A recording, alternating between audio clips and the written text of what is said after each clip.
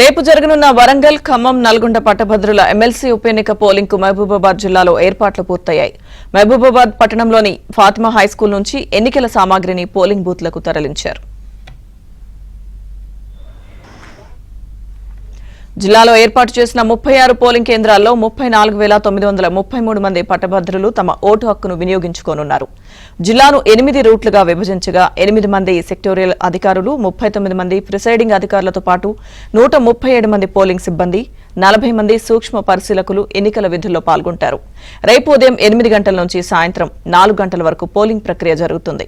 Polling సజావుగా జరిగేందుకు పోలీసులు పటిష్ట భద్రతను ఏర్పాటు చేశారు.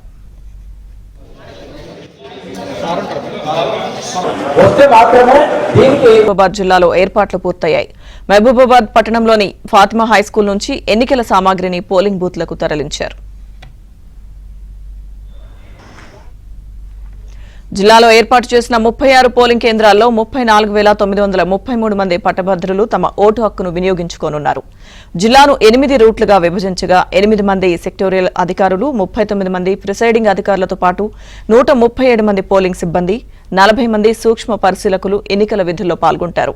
రేపు ఉదయం 8 గంటల నుంచి సాయంత్రం 4 గంటల వరకు పోలింగ్ ప్రక్రియ జరుగుతుంది.